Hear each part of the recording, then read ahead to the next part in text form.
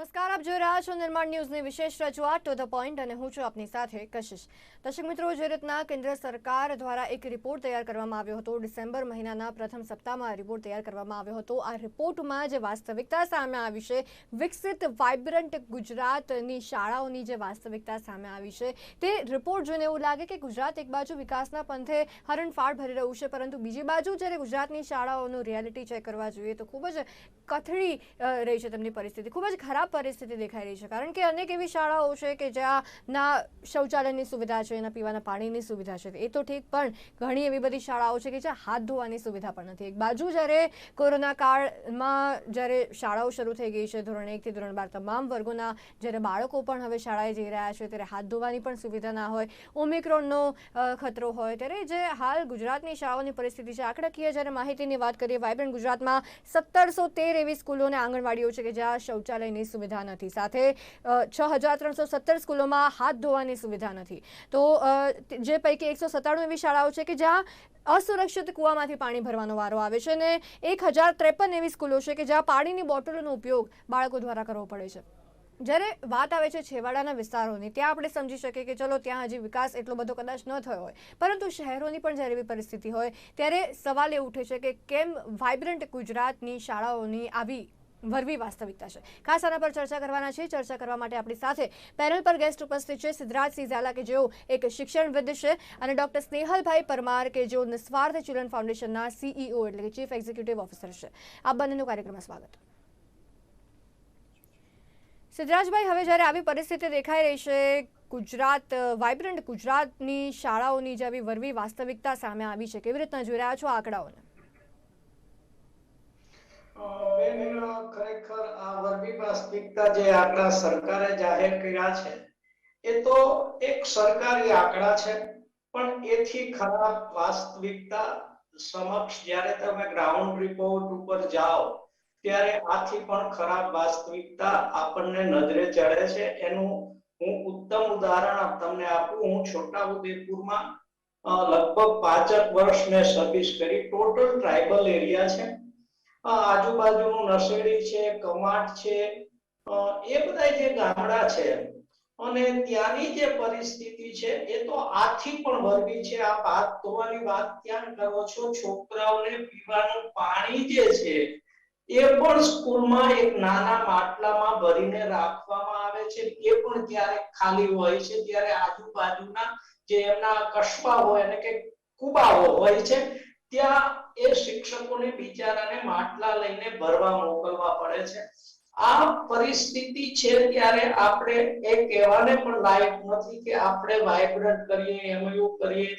એ કહેવાય પછી કોઈ પણ સરકાર હોય, આપણે કોઈ સરકાર સાથે, આ સરકાર કે પહેલી સરકાર કે પહેલા પક્ષની સાથે કોઈ પણ લેવા દેવા નથી, પણ જ્યારે પાયાની સુવિધા શિક્ષણમાં ન હોય ત્યારે ઇન્ફ્રાસ્ટ્રક્ચરની ક્યાં વાત કરીએ. અને આપણે જુદા જુદા વાતો કરીએ કે આ યોજના અમલમાં મૂકવી જોઈએ, આ યોજના અમલમાં મૂકવી જોઈએ, નવી શિક્ષણ નીતિ, પણ જ્યાં તમે હાથ ધોવાનું પાણી પૂરું ન પાડી શકાતું હોય, જ્યાં તમે એ લોકોને પીવાનું પાણી, પુરુષ ટોયલેટ, શૌચાલય, આ બધી તો પછીની વાત છે બેન, પણ જે એક પ્રાથમિક સુવિધા છે એને આપણે જે હમણાં વાત કરી, બહુ સાચી વાત છે કે એસઓપી જાહેર કરી દેવામાં આવે કે તમે માસ્ક પહેરજો, વારંવાર હાથ ધોજો, સેનિટાઈઝર કરજો, પણ જે છોકરાઓને હાથ ધોવા માટે પાણી ન હોય, કુવામાંથી સિંચીને, મને ખબર છે કે એ સિંચણીઓ રાખવામાં આવે ને, મને ખાસ ખ્યાલ છે જ્યારે હું 1992 માં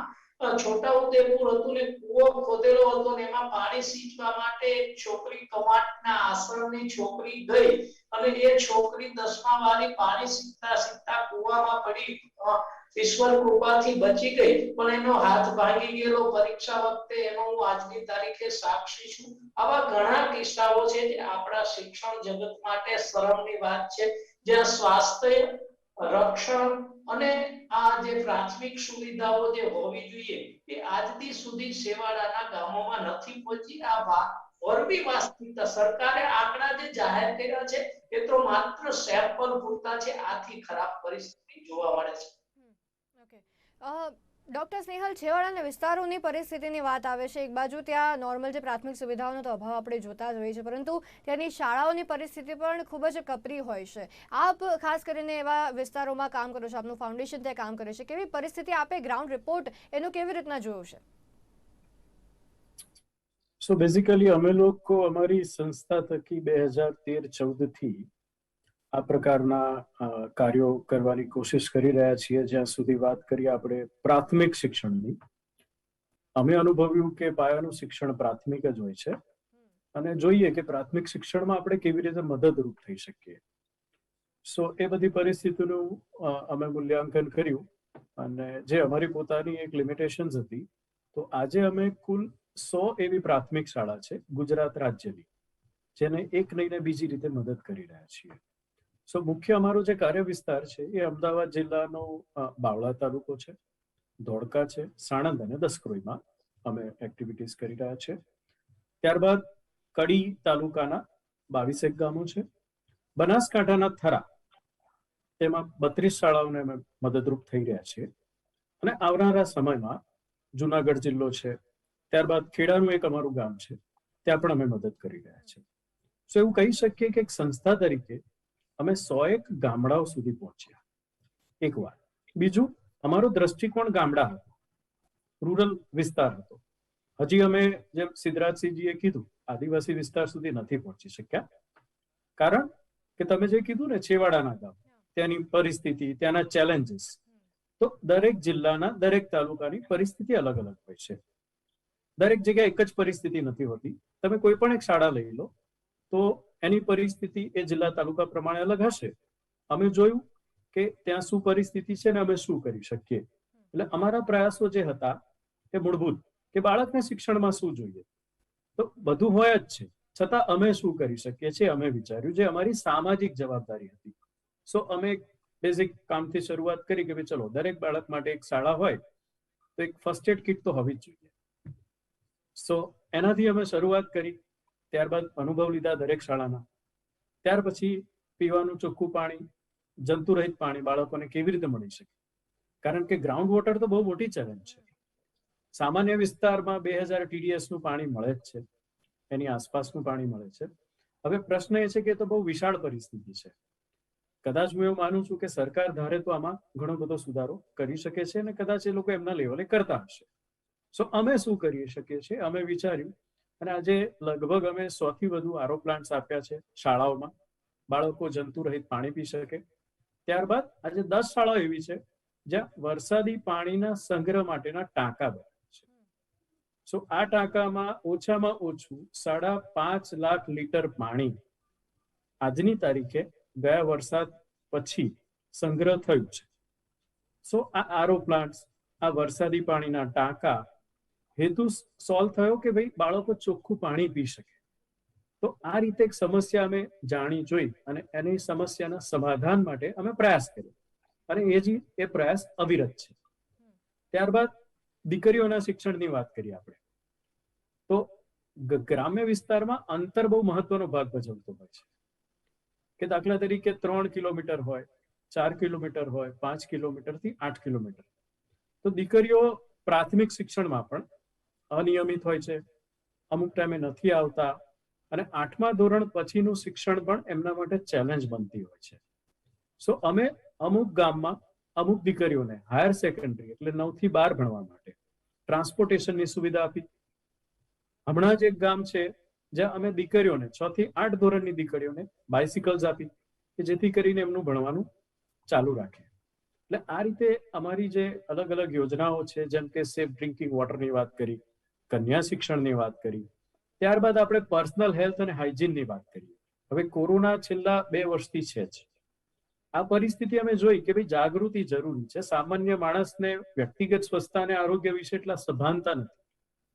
તો આ ગામડાના બાળકોની શું પરિસ્થિતિ છે અમે જોયું. એના માટે હાઇજીન કિટ, જેની અંદર 7-8 બેઝિક વસ્તુ હોય, એ આપી.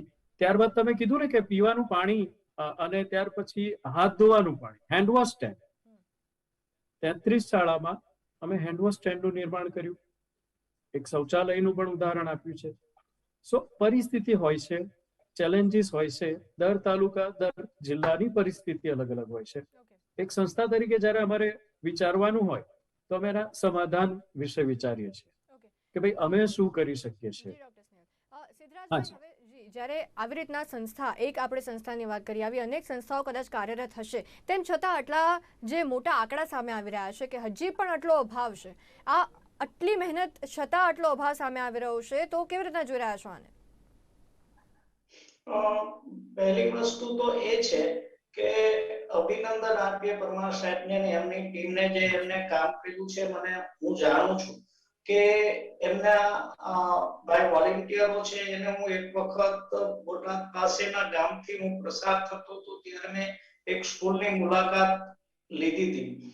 પણ આ જે વસ્તુઓ આવી એનજીઓ જે કામ કરે છે એના બદલે ગ્રાઉન્ડ લેવલ ઉપર જો સરકાર શ્રી જે છે એમને બહુ એક સારી વાત કરી. મને નવો આઈડિયા આવ્યો. હવે હું આજુબાજુના અમે ઝૂંપડપટ્ટીઓ કેટલીક દત્તક લીધી છે નિવૃત્તિ થયા પછી. તો એ ઝૂંપડપટ્ટીમાં જ્યારે હું જઉં છું ત્યારે મારો પહેલો જે એમને કીધું ને એ હોય છે કે તમે સ્વચ્છતા જાળવો અને એમને હાથ ધોવાનું મહત્વ શું છે એ સમજાવીએ. પણ જ્યારે સ્કૂલોની અને આપણો જે આજનો મુદ્દો છે એમાં મહત્વનું બાબત છે પ્રાથમિક સુવિધા. તો ગ્રામ્ય કક્ષાએ જ્યારે આ સરપંચની એની ચૂંટણી છે ત્યારે આપણે આપના માધ્યમથી મારે આજે કહેવાનું મન થાય છે જે લોકો જોતા હશે આપના દર્શકો એને કે તમે જ્યારે ચૂંટણીમાં ઊભા છો ત્યારે તમારા ગામની આંગણવાડીમાં પાણીની સુવિધા તમે પહેલા કરો. એક સરસ મજાનો કૂવો કરો. કૂવા ઉપર આખું એને આખો લોખંડથી મઢી નાખો અને કમસે કમ આટલું તો તમે કરી શકો. તમે બોર કરી અને પાણી આપી શકો. આવું ઘણું થઈ શકે એવું છે. સરકાર એકલી સરકારની જવાબદારી, આપણી કાંઈ જવાબદારી નથી, ગામની કે સમાજની કે વાલીની કાંઈ જવાબદારી નથી. તમે લગ્નમાં, હું કાલે એક ગામડામાં લગ્નમાં મને આમંત્રણ હતું એટલે હું ગયો તો. એ ભાઈ વોચમેન તરીકે નોકરી કરે છે બેન. જે પૈસા એને ઢોલી ઉપર ઉડાડ્યા છે દેખાય કીધું એ ભાઈ તું આ તારા ગામની શાળામાં નળિયા લગડે છે, એક વખત તું વિલાયતી નળિયા લગાવી દે ને તો આના કરતા આ વરરાજાને વધુને આશીર્વાદ મળશે. એમને ન સારું લાગ્યું. તમે સુધારાવાદી છો, તમે આમ છો. મેં કીધું ભાઈ હું સુધારાવાદીની વાત નથી કરતો. તમે આ 15-20 હજાર રૂપિયા ઢોલીને જે ઉડાડી નાખી દીધા એ ગામડામાં મેં જોયું કે એમની આ પ્રાથમિક શાળા બાજુનું જ ગામ છે વિછિયાનું. ત્યાં ગામના વિલાયતી નળિયા નથી એ નિશાળ ઉપર. મેં કીધું યાર તમે આ કરો છો એના બદલે આ કરો ને. ત્યાં એક નાનું એવું સરસ મજાનું વોટર ફિલ્ટર હોય અને એક બે તમે પાણીના કેરબા ગામમાં ઓલો વેચવા આવે છે એ 20 રૂપિયાનો એક કેરબો આપે છે. તમે એક કેરબો એ વોટર વાળો મુકાવી દો તો પાણીની સગવડતા થઈ શકે. એટલે મારું આપના માધ્યમથી આજે વાલીઓને, સમાજને, ગામની છે કે તમે આવા કુરિવાજોમાંથી બહાર આવીને ખરેખર મંદિરની જરૂર છે. આપણું આસ્થાનું કેન્દ્ર છે. મંદિરમાં તમે પૈસા ચડાવો છો એના કરતા અત્યારે નિશાળોમાં ચડાવો. આ સમાજને નોલેજની જરૂર છે, નિશાળની જરૂર છે. જેટલી મંદિરની આપણે જરૂર છે એથી વધારે આમાં સરસ્વતીના મંદિરની જરૂર છે. આ પણ એક આપના માધ્યમથી કહેવાની જરૂર છે કે ગ્રામ્ય કક્ષાએ જે પૈસાઓ ઉડાડે છે, જે જુદી જુદી અંધશ્રદ્ધાઓ અને વહેમ છે એમાંથી બહાર આવીને શાળામાં ખર્ચો કરે. દીકરીના કન્યાવર આપે છે એ સારી વાત છે, પણ દીકરાના લગ્નમાં અઢળક દેખાદેખીમાં જે ખર્ચો કરે એ જો શાળામાં ડોનેટ થાય તો હું માનું છું કે એનજીઓ વાળાની એ લોકોની મહેનત છે એ સોનામાં સુગંધ ભરશે. જી જી, ખૂબ ખૂબ. જો કદાચ એમાંથી બહાર આવીને કદાચ શિક્ષણ તરફ એ લોકો ધ્યાન આપે તો કદાચ એ બધું પણ ઘણા બધા પરિવર્તનો આવી શકે છે. ડોક્ટર સ્નેહલ, હવે ખાસ કરીને જ્યારે છેવાડાના વિસ્તારોમાં જે સુવિધાનો અભાવ દેખાઈ રહ્યો છે, પરંતુ ખાસ કરીને જ્યારે તમને કોઈ સુવિધા ન મળતી હોય ત્યારે આપણે ખાસ સામે થવું જોઈએ કે ના અમને આ સુવિધા જોઈએ છે, આપણે રજૂઆતો કરવી જોઈએ. બિલકુલથી ઘણા એવા સમાચાર પણ સામે આવતા હોય છે, કેસ સામે આવતા હોય છે કે અનેકવાર રજૂઆત કરવા છતાં પણ તંત્ર દ્વારા કામગીરી નથી કરવામાં આવતી એન્ડ ઓલ ધેટ, પરંતુ તેની પાછળ પડી જવું જોઈએ. ઘણા બધા એવા વિસ્તાર છે કે ત્યાં લોકો ચલાવી લે છે. શાળા છે, ચલો ઓકે, બહાર બેસીને ભણવાનું છે, ઓકે વાંધો નહીં, આવીને ભણીને પાછા આવી જશે ઘરે, વાંધો નહીં. પીવાના પાણીની સુવિધા નથી, વાંધો નહીં, ભણીને આવી જશે. એટલે જે ચલાવવાની જે મેન્ટાલિટી છે તેને પણ ક્યાંક પરિવર્તન લાવવાની જરૂર છે. એવા વિસ્તારોમાં લોકોની અંદર જાગૃતિ કેટલી છે? સિદ્ધરાજસિંહજીએ જે વાત કરી છે હું એને થોડીક આગળ લઈ જઈશ. આપણે પહેલા અંધશ્રદ્ધા, તમે શબ્દ પ્રયોગ કર્યો, હું અત્યારે એવું કહીશ કે આપણે નવા નવા કુરિવાજો બનાવી રહ્યા છીએ, નવા નવા. જેમ આપણે આજના યુગમાં દરેક વસ્તુના અપડેટ આવે ને, આપણે એન્ડ્રોઈડ નું અપડેટ આવે છે, બધાનું અપડેટ આવે છે, એમ અત્યારે 21મી સદી આધુનિક યુગ હોવા છતાં પણ લોકોની પ્રાથમિકતા શું છે એ લોકો હજી નક્કી નથી કરી રહ્યા. હવે તમારા પ્રશ્નનો જવાબ આપવાની શરૂઆત હું આનાથી કરીશ. આજે જે ગ્રામ્ય જીવન જે જીવતા હોય છે, છેવાડાના ગામડામાં જીવતા હોય છે, બરોબર, રોટી કપડા મકાન, ત્યાં બેઝિક વસ્તુ થઈ ગઈ. હવે એની જરૂરિયાતનું મારી પાસે સોલ્યુશન છે, તો મારે હવે શું કરવું જોઈએ? મારી પ્રાથમિકતા શું હોવી જોઈએ? આજે હું તમને કહું, શિક્ષણ વગર કશું શક્ય જ નથી. સમાજ તો દૂરની વાત રહી, એક વ્યક્તિનો પણ વિકાસ ના થઈ શકે શિક્ષણની સમજણ વગર. તો એ વ્યક્તિ, એ પરિવાર, એ સમાજ, એ આખું ગામ, તાલુકો, જિલ્લો, તો આપણી પ્રાથમિકતા શિક્ષણ હોવી જ જોઈએ. અમે ઘણા બધા લોકોને મળીએ છીએ, તમને જાણીને નવાઈ લાગશે, મોટા ભાગના વાલીઓને પોતાનું બાળક કયા ધોરણમાં ભણે છે નથી ખબર હોતી. ઘરે આવીને વાલી કદી દરકાર નથી કરતા કે લાય બેટા તને શાળામાં શું ભણાવ્યું. હવે આ પરિસ્થિતિ જે હું કહું છું 100% નથી. કદાચ આ પરિસ્થિતિ અત્યારે 50% જેટલી છે. એટલે હું કહીશ કે 50% તો હું એક તો ઓપ્ટોમિસ્ટિક છું, આશાવાદી છું, અને 50% તો હું હકારાત્મકતા ધરાવું છું કે કદાચ આટલા બધા સમય, આટલા બધા લોકોના પ્રયાસ પછી પણ 50% વાલીને આટલું સાધારણ, પણ તો હજી આ 50% મોટી ગેપ છે, કેવી રીતે પૂરી કરી શકાય. અને ડેફિનેટલી એની અંદર સહિયારા પ્રયાસ વગર તમે કશું જ ના કરી શકો. એટલે અમે પણ એ જ કરીએ છીએ, તંત્રને સાથે લેવાનું. તમામ આચાર્ય શિક્ષકોની જે ટીમ છે, ત્યારબાદ તાલુકાનું માળખું હોય કે જિલ્લાનું માળખું, તમામને સાથે રહી અને સમસ્યાના સમાધાનથી માંડી અને દરેક પ્રક્રિયામાં બધાને સાથે રાખવા. કારણ કે જાગૃતિ તમે માત્ર આજે તમે ઘણી બધી સારી વાતો કરશો તો લોકોને એમાં નથી મજા આવતી. કેમ? કારણ કે જેમ સિદ્ધરાજસિંહજીએ કીધું ને, અને મેં કીધું, નવા નવા કુરિવાજ, હા, મોજ શોખ, પૈસા ઉડાવવા વગેરે વગેરે, તો કઈ વાંધો નહીં. મેં અમુક શાળા એવી પણ જોઈ છે કે 26મી જાન્યુઆરીના એટલા સરસ કાર્યક્રમો શાળામાં કરે છે, અને એ શાળામાં બાળકોના પરફોર્મન્સના માધ્યમથી શાળામાં ભંડોળ ભેગું થાય છે અને એ શાળાના વિકાસ માટે વપરાય છે. તો આ એક ઉદાહરણ મને ખૂબ ગમ્યું. આવા અનેક ઉદાહરણ હોઈ શકે. બીજું, મેં કીધું એ પ્રમાણે વાલીએ પ્રાથમિકતા સમજવી પડશે.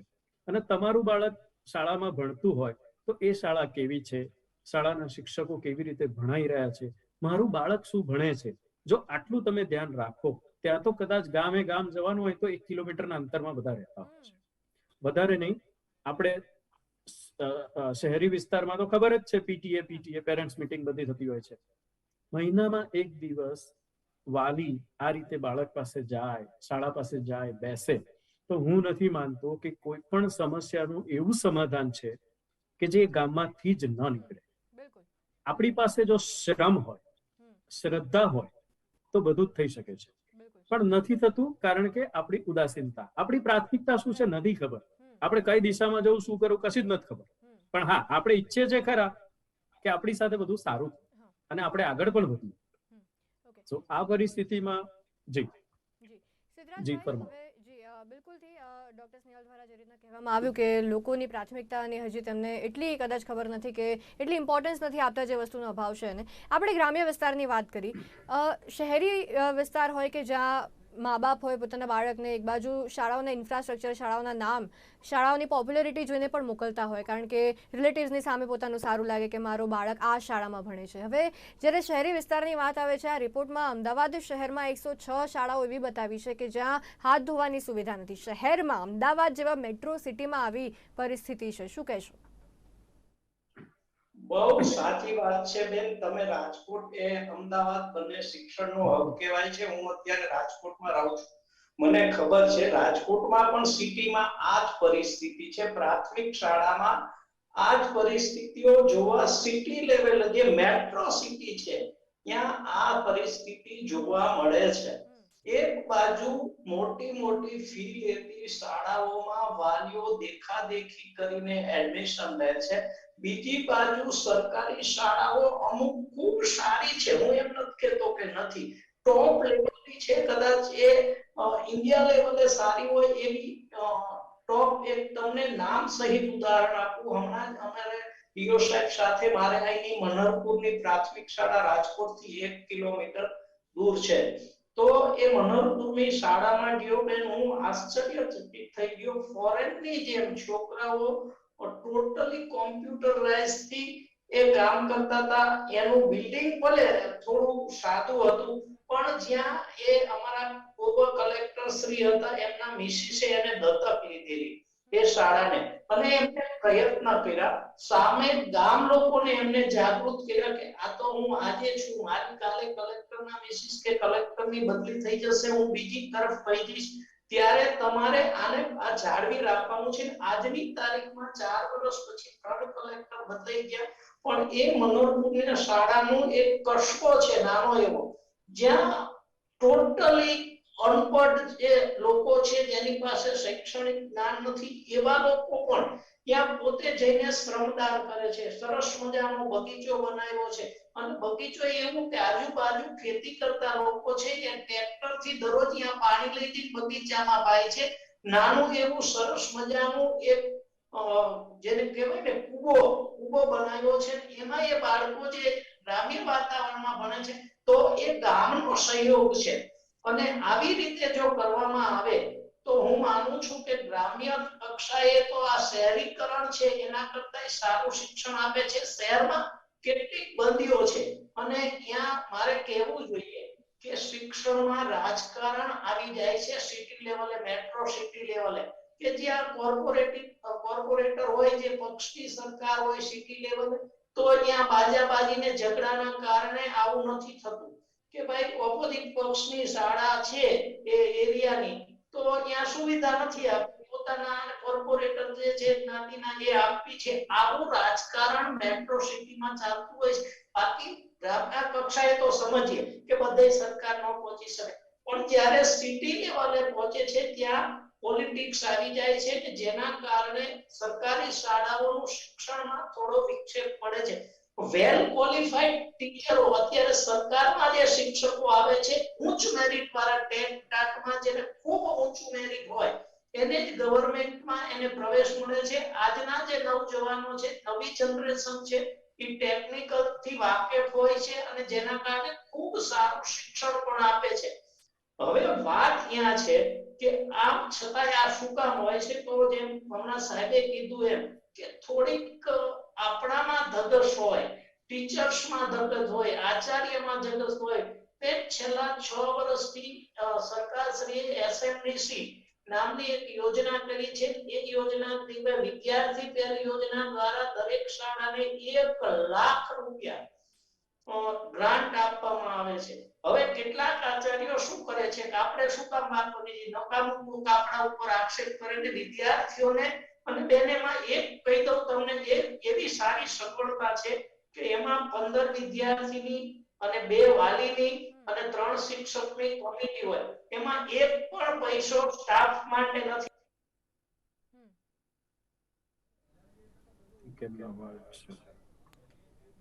બધી રીતે તો વિદ્યાર્થી જે કે વિદ્યાર્થીને પાથરણું છે, વિદ્યાર્થીને બેસવા માટેના સાધનો છે, એની બેન્ચીસ છે, સારા બોર્ડ છે, સારું એને પુસ્તકો સંદર્ભ પુસ્તકો છે, આવી વિદ્યાર્થીની જરૂરિયાત માટે આ એસએમડી માંથી વાપરવાનું હોય છે, જેમાંથી વિદ્યાર્થી પાસે લઈ ન શકે તો એને ડ્રેસ આપવો, સ્કૂલ બેગ આપવી, શૈક્ષણિક કીટ આપવી, આવા બધા વિદ્યાર્થી લક્ષી જે કાર્યો હોય છે, એટલે હું આ તકે બહુ આશાવાદી છું કે સરકાર ઘણું આપે છે, પણ એનું મેનેજમેન્ટ છે જે લોઅર લેવલે થવું જોઈએ એ કદાચ ન થતું હોય, અથવા તો શિક્ષકો પોતા નથી કે આ પૈસો વાપરશું ને આપણી સામે તપાસ આવશે તો શું થશે, કેમ વાપરો, એવી બધી અવઢવના કારણે, અથવા તો સરપંચ ઓપોઝિટ હોય કે નહીં આપણે આ નથી વાપરવાનું, ગમે એ થાય, આવી બધી મુશ્કેલીઓ શહેરી કક્ષાએ અને અમુક સ્કૂલોમાં હોવાથી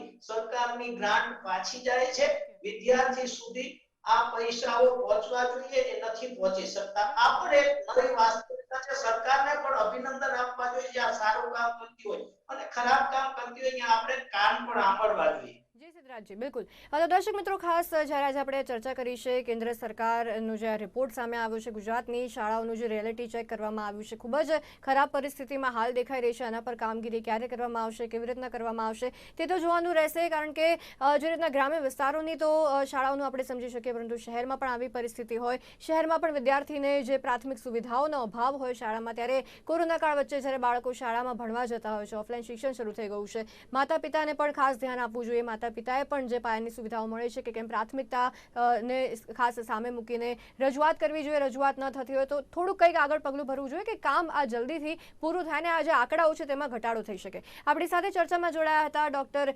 સ્નેહલભાઈ અને સિદ્ધરાજભાઈ. આ બંનેનું જે આપે જોડાયા, આપનો કિંમતી સમય ફાળવીને આપનો ખૂબ આભાર. દર્શક મિત્રો, ટુ ધ પોઈન્ટને અહીંયા જ સમાપ્ત કરીએ છીએ. ફરી મળીશું, ત્યાં સુધી કશિશને આપશે રજા. નમસ્કાર.